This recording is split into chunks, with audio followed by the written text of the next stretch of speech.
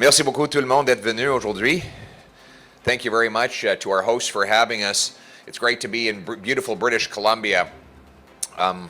Unfortunately, though, it feels like everything is broken in this country right now. Whether it is the 40-year high in inflation that Justin Trudeau has caused through his inflationary deficits and taxes, whether it's the 35-year-olds living in their parents' basements because house prices have doubled and Vancouver is now the third most overpriced housing market on planet Earth, worse than New York City, Los Angeles, London, England, Singapore, places with more money and people and less land. Whether it is the nearly 100% increase in fuel prices or the projected doubling of home heating bills that is about to hit families as the winter is upon us. And it's not just money. Here in Vancouver, we see crime and homelessness and addiction soaring.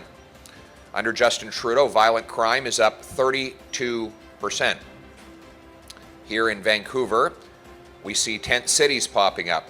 BC has had a 300% increase in drug overdose deaths since Trudeau took office.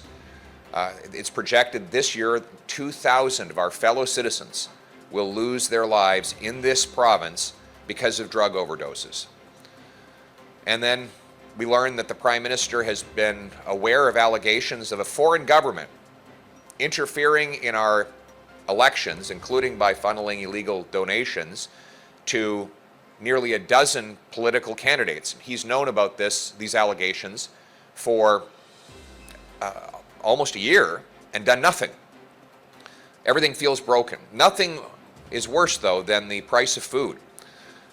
We see food prices are up 11%. That's a 40-year high in food price inflation.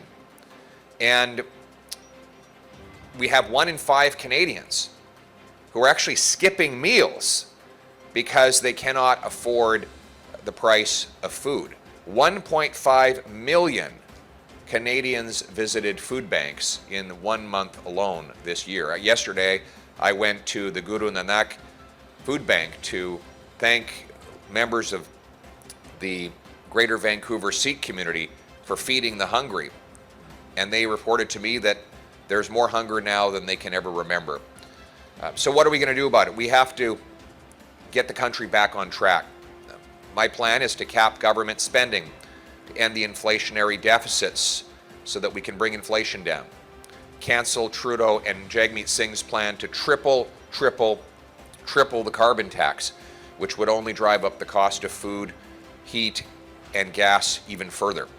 I would note that they plan to go ahead with this increase in taxes and impose it on British Columbia, forcing British Columbians to triple their already high carbon tax. A Poilievre government would cancel that plan. Finally, we need to remove the red tape and the other barriers that our government is imposing on our farmers. Cancel the tariffs and taxes on the fuel and fertilizer of Canadian farmers so that they can produce more affordable food for our people. We live in one of the most agriculturally abundant nations on earth. It should be easy for people to put food on the table in a country with so much farmland. But because of our government's anti-farming policies, food prices are rising out of reach for the average person. C'est la raison pour laquelle je suis ici aujourd'hui, pour souligner les augmentations dans les coûts de la nourriture. L'inflation alimentaire est à un niveau le plus élevé depuis 40 ans. Il y a 1 sur 5 Canadiens qui manquent des repas pour pouvoir payer leurs factures alimentaires. Il y a eu 1,5 million de Canadiens qui sont allés à une banque alimentaire dans un mois. C'est ridicule. Les Canadiens devraient pouvoir manger, devraient pouvoir payer leurs factures dans un pays avec une abondance de terrains agricoles. On devrait pouvoir nourrir tous nos gens. Mais ce n'est pas juste l'inflation qu'on voit. C'est le fait que la criminalité est allée à plus élevé, de 32% augmentation de crimes violents, des morts, des drogues et aussi les gens sans abri. Ça, c'est le résultat des politiques que les néo-démocrates et les libéraux ont poursuivies partout au pays qui n'ont pas fonctionné.